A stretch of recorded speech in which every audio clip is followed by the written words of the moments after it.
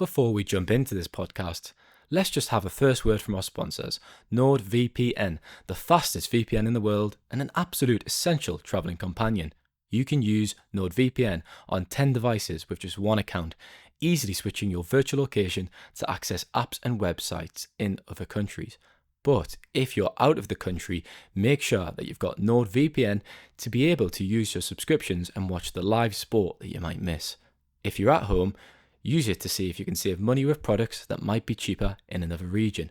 Go to nordvpn.com/Manchester to get 4 extra months on the 2-year plan. The link is also in the podcast description. Hello and welcome to the Manchester is Red podcast. My name is Stephen Railston. This is the Midweek Debate, and it's a very special episode today because I'm joined by Carly Lyes. Carly, to be fair, before we went on air, I've known you for a little while. I didn't ask you how your surname was pronounced. Did I get it right there? It's just Lyes. Yeah. Lyes, there you go. So keep us right. Keep us right. I'm sure you will for the next half an hour. Carly is the chair of the MUFC Local Supporters Club, relatively newly formed. As I've said, Carly, I've known you for a little while, but the reason why we're doing this podcast today is just to talk about fan issues, really. There's been a lot happening in the last 6 months. Unfortunately, ticket prices have gone up and there have been major changes in that regard. And you do speak, I think I'll give you a big compliment, very well on those issues when I spoke to you in the past. So I'll just get your opinion just to start off with then, Carly. I mean, like I say, the last 6 months, £66 for Premier League games, and more recently, season ticket prices increasing. You go to all the games, you speak to a lot of local fans. What is the general consensus and what is the mood among fans to these issues right now? I think the mood is I've never known a season or a period like the last year where there has just been constant crisis after crisis on a fan level. It just feels like every week there's some new drama or new issue. You know, there's been obviously we've had the £66 stuff. In the last sort of 3 to 4 weeks alone, we've had this week we've had the statement that was put out by the TRA this week about the club potentially not working with them in the way that they wanted to with regard to moving people into their section and having season tickets and having a static section imposed upon them, and their concerns about the way that they've worked with the club. So that's this week. Previously, over the last couple of weeks, we've had the stuff around season ticket price increases. We've had the categorization of games, the announcement that that's due to be coming in. We've had this horrific situation with OAPs being given, you know, in many cases, 60% price increases.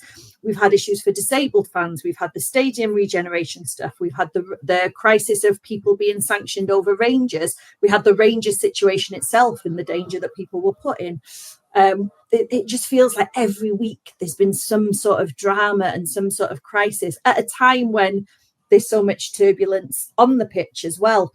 And so many sort of missed expectations, although it does seem that, you know, we're hopefully turning a corner, although we've said that for about 18 different corners and got in some sort of hexagon shape for the most of the last sort of couple of years. But I think the mood is just, I've never known the mood so poor. I mean, you know, United's fan base has always been quite a critical one and quite an engaged one in the sense that there's always been questions about the ownership.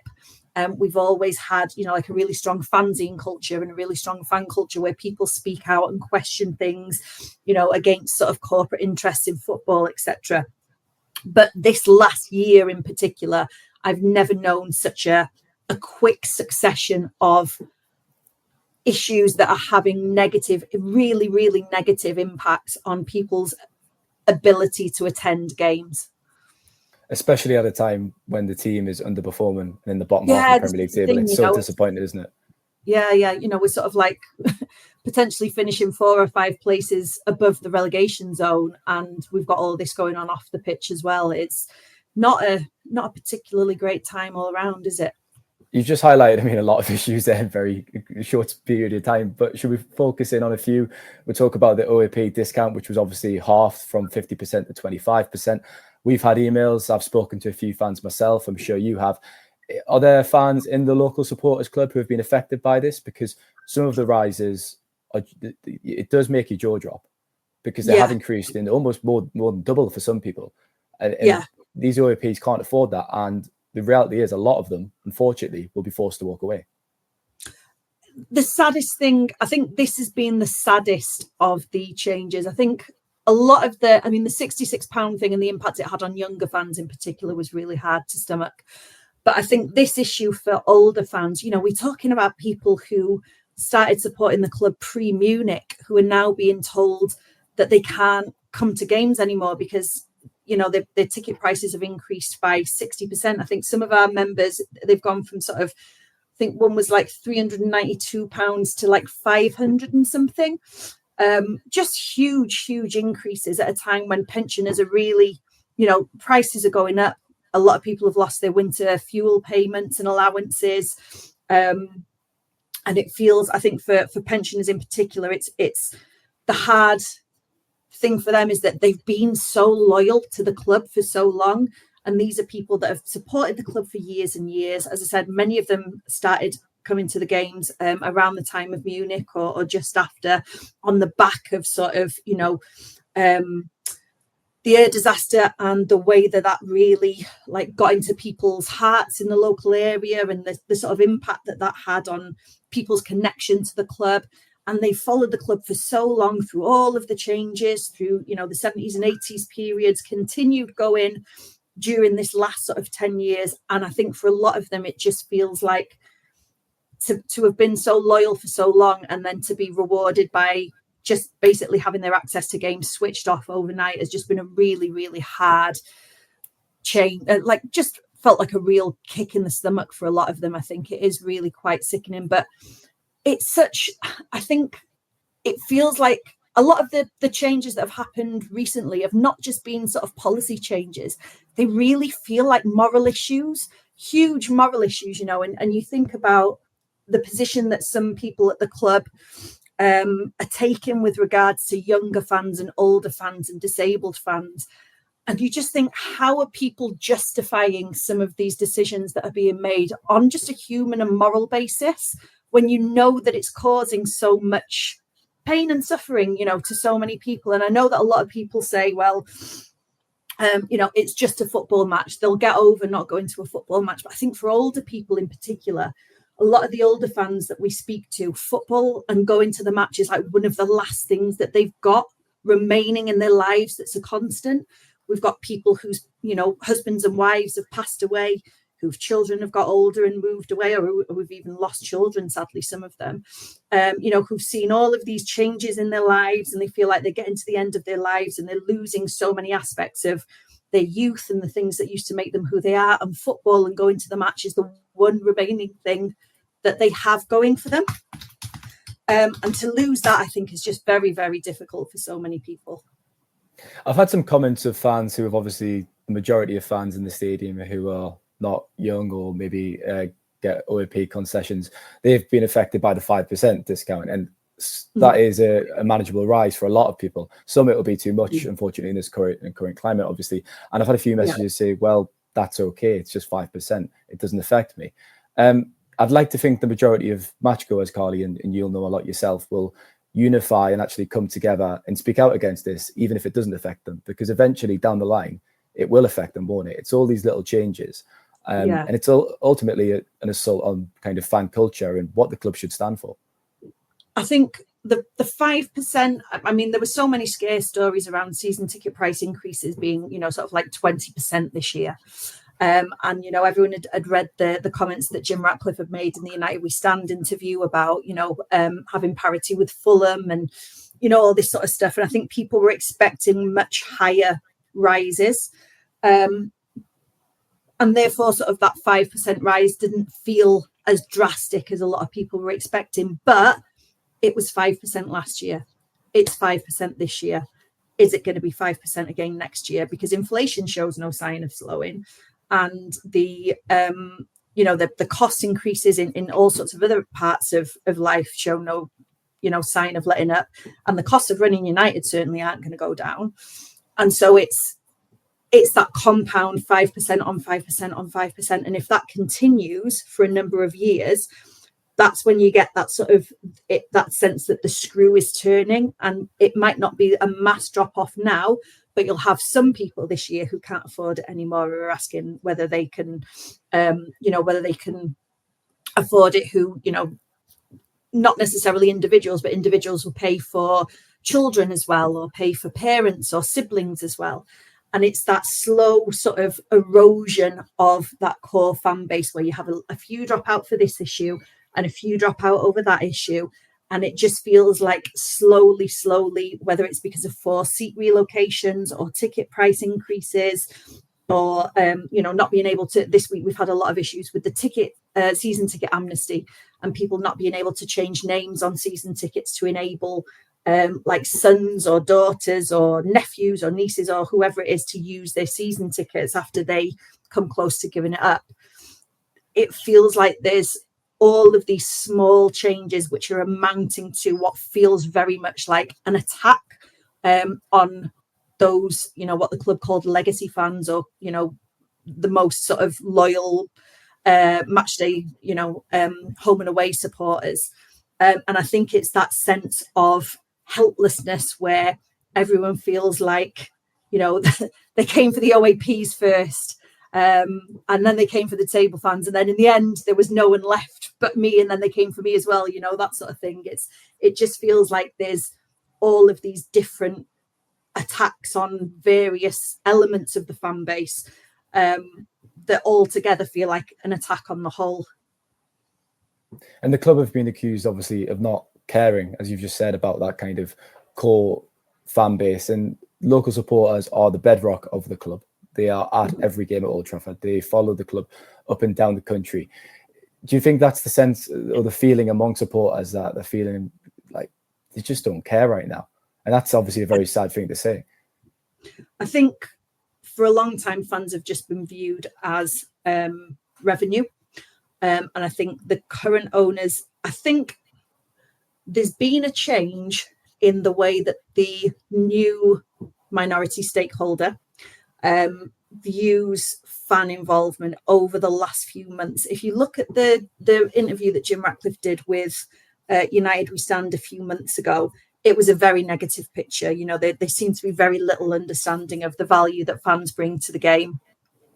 Yet when there was the interview with Gary Neville and some of the sort of PR stuff that he did a couple of weeks ago, there seemed to have been a change towards understanding the role that a passionate, engaged, active fan base has on team performance and revenue.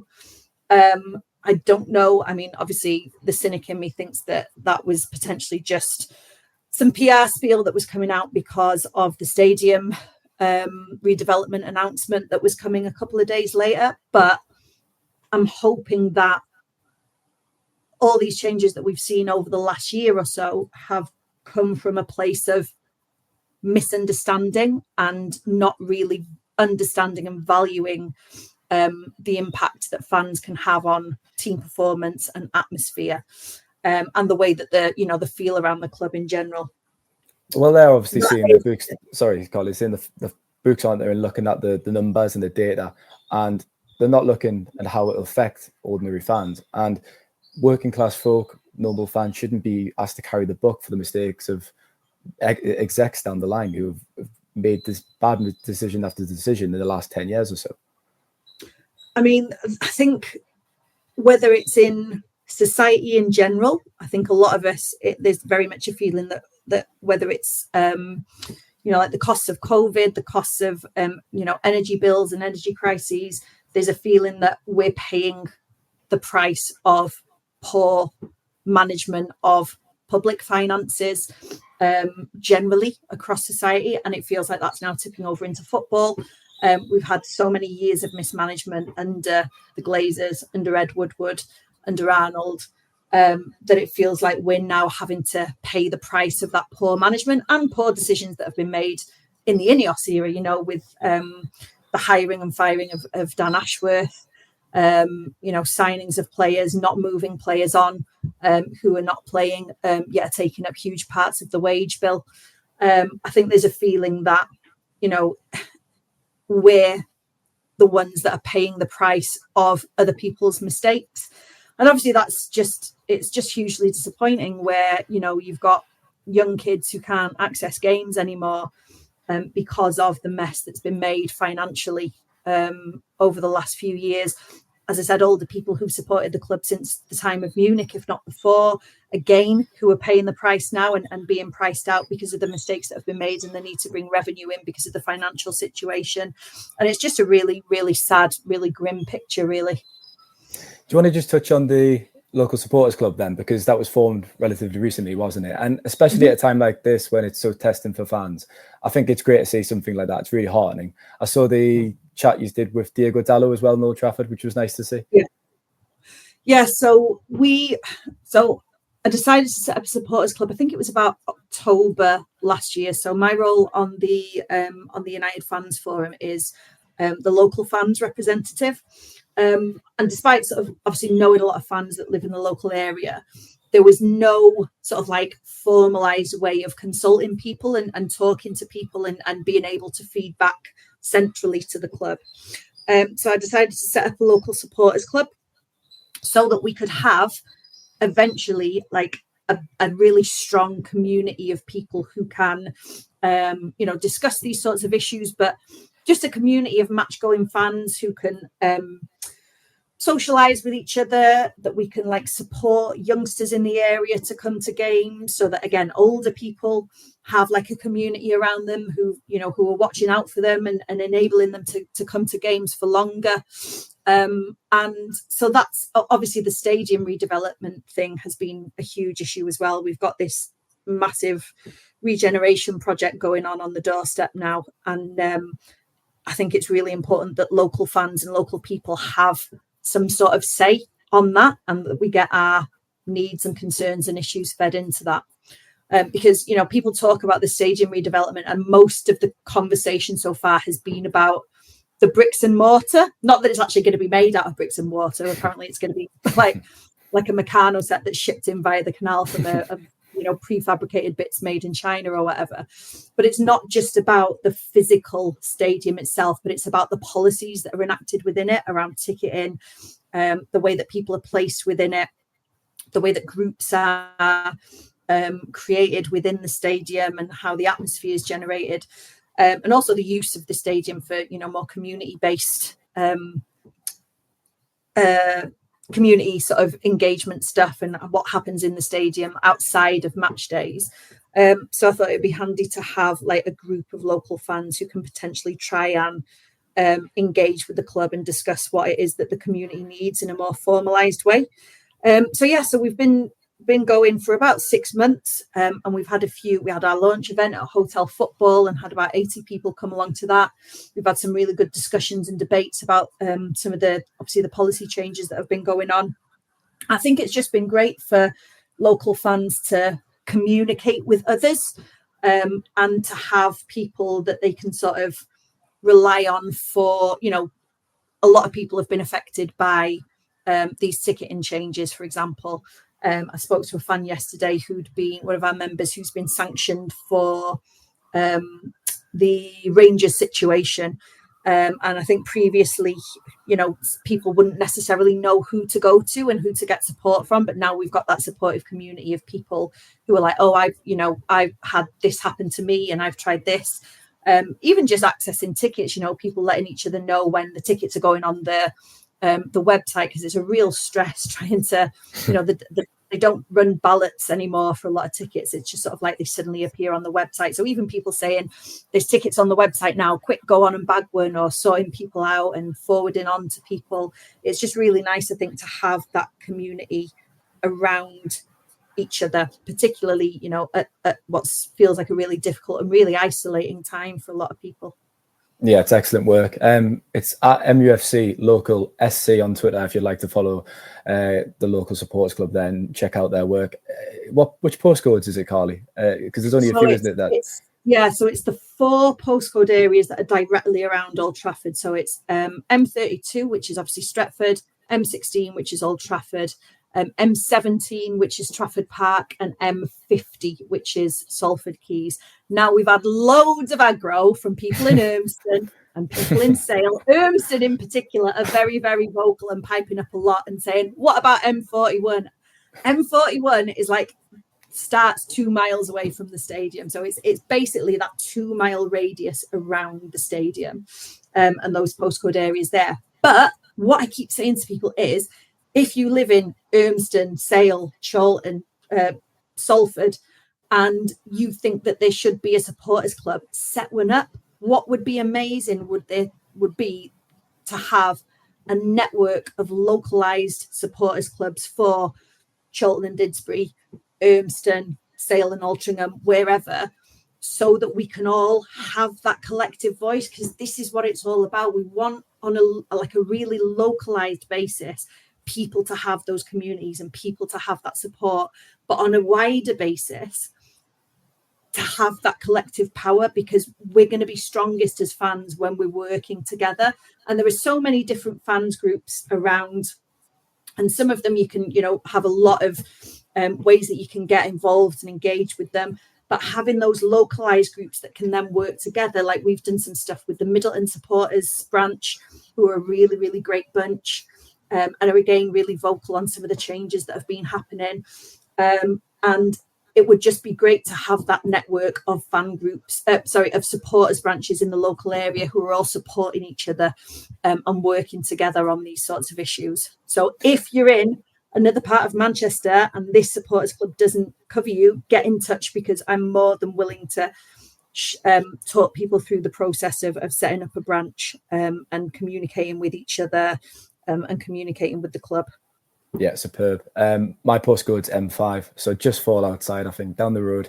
Odsal Hall, I presume you'll know a college is down by Old Trafford, so not too far along the canal. This was one of the things of sort of like, M5 is obviously just over the bridge, and we debated whether to put M5 in with us, but M5 is massive. And I mean, if anywhere deserves and, is capable of having like a really solid United supporters club, it's Salford. Like there should be a really solid, Salford-based United supporters club, because so many of our core support for years have come from Salford, and so many of our players as well.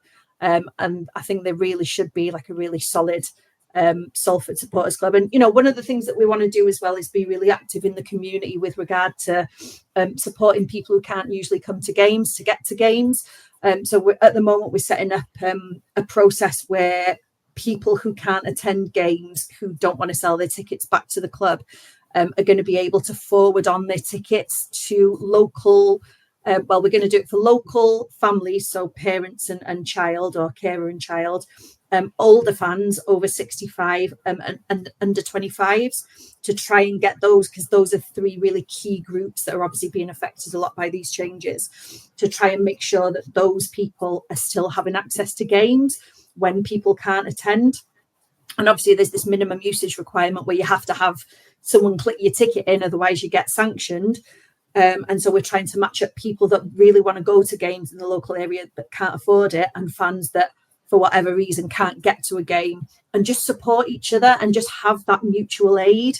Because, I spoke earlier about how people think it's just football, it's not an important issue, but it is about so much more than just football. It's about that sense of belonging. It's about that sense of belonging to a community and having people around you that you can rely on and that look after each other.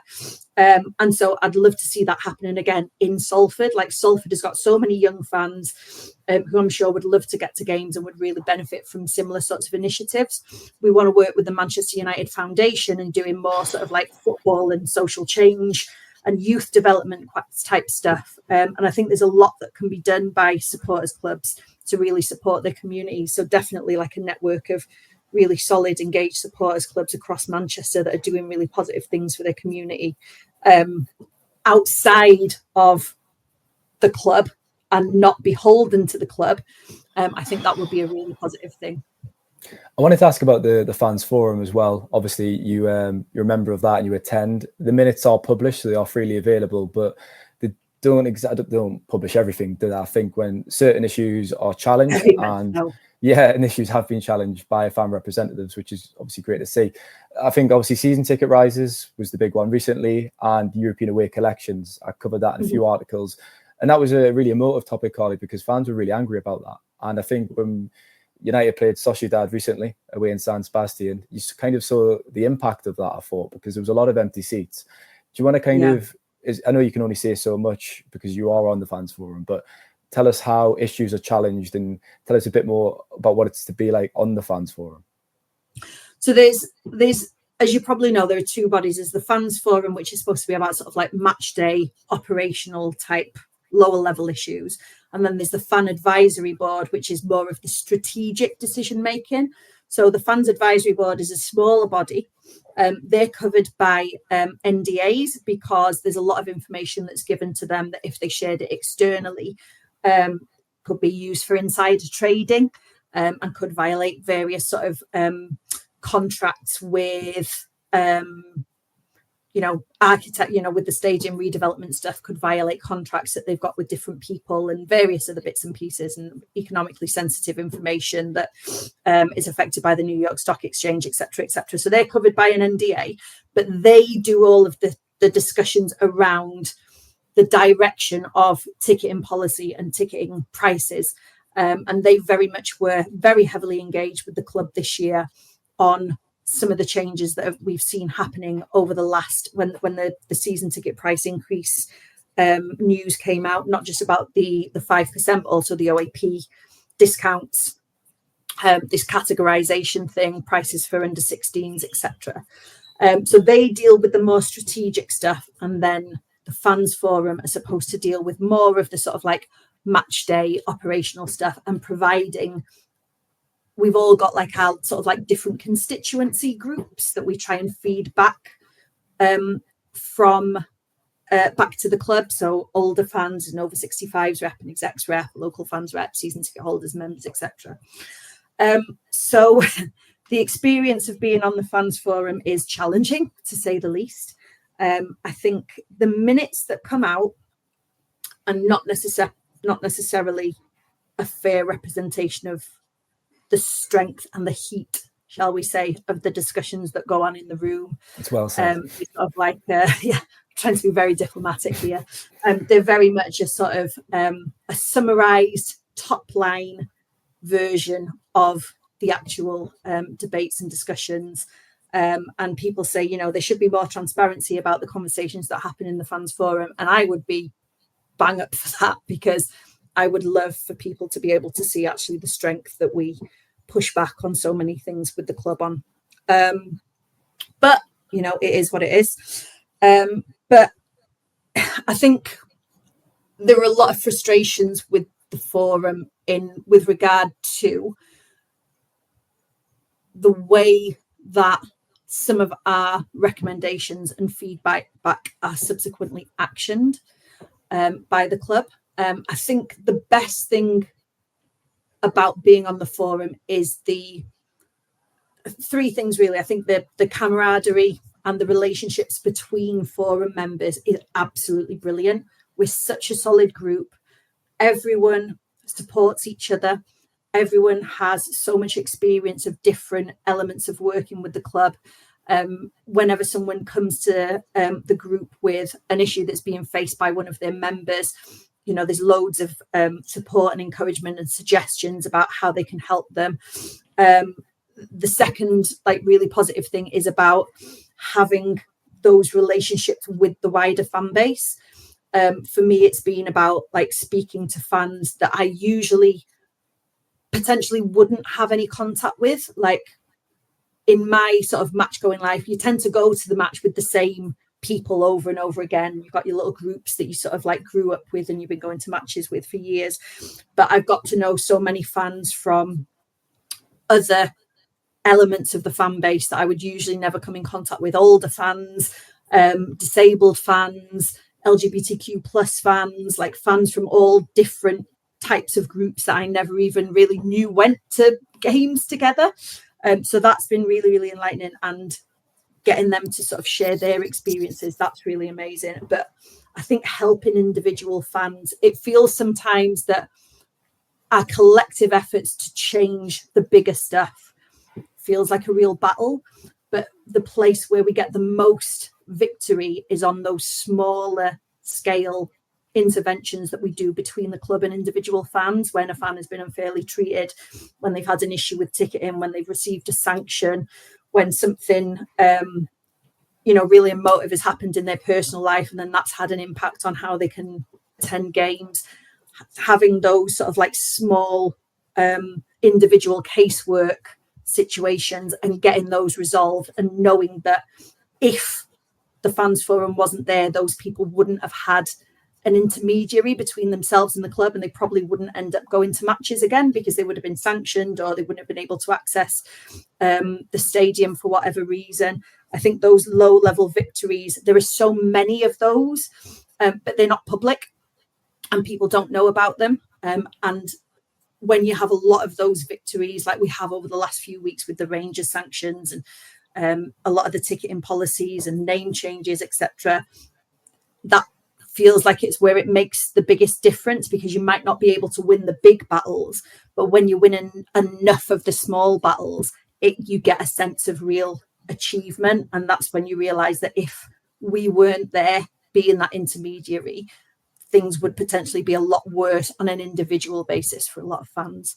But essentially, we shouldn't be having to fight those battles. We should have a club who are really receptive and value their fans, and don't enforce things like forced seat relocations, so that they can create more hospitality seating.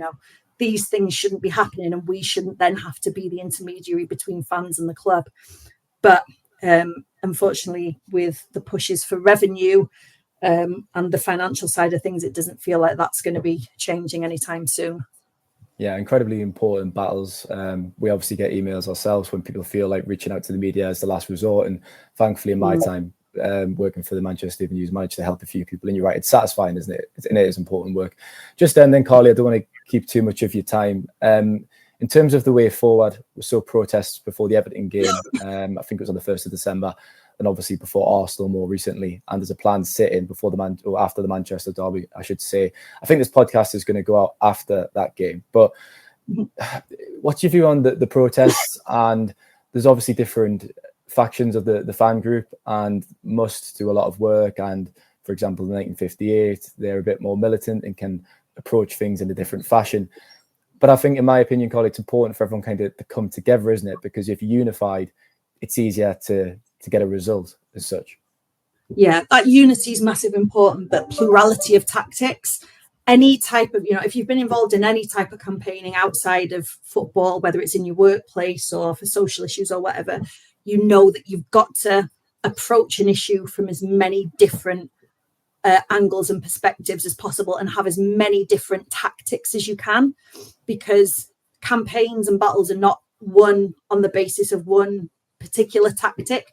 You need to have pressure from all sorts of different angles. You need to have your mass street-based protests. You need to have people having the conversations behind closed doors. You need to have ways that fans of all ages and abilities and geographical locations can have a sense of involvement. But you also need people that are actually sort of, as we said, fighting those smaller battles, building those relationships within the club. You need all of these different elements to happen, to have successful campaigns on, ownership, ticketing, whatever it is. And it does feel like there's a sense of division where, some people think a particular course of action like mass protests is the only thing that makes a difference. Some people think that, having conversations with the club essentially and trying to get under the skin of the decision making is the only thing that's going to make a difference. Some people think that, going through the media and having those sort of like, media engagement and big public stories is the only thing that's going to make a difference. All of it makes a difference. And what needs to happen is that there's more of a collective sense of everyone working together, whatever their particular part in this fight is, that they all find a way of coming together and working and pulling in the same direction. And I think that's where we are potentially falling down, is there is a lot of division and a lot of people thinking that their way is the best way, but we need to have that sense of collective power, because as individuals and as individual supporters groups, we can only have small little elements of power in our own sort of areas of influence. But if we realize our collective power, if we come together and really pull together and work for all of through all of these different routes, that is when we have that impact. And so I think, very much that unity, having different types of creative intervention, trying new things. Some things might work, some might not. Particular protests that we've had have been really successful, but some protests have just sort of fallen flat on their face. That's no reason to not try a different form of protest or a different type of relationship or a different tactic. I think creativity and togetherness are effectively what will win those smaller and larger battles for us all. Very well said again. Shall we leave it there then, Carly? Thanks very much for your time. No probs. Thank you so much. I hope it's been an informative listen. No doubt it is, because Carly's a brilliant talker. If you enjoyed the podcast, just leave a comment and let us know, and we'll be back later in the week or maybe in a few days' time, depending on when this goes out. Take care.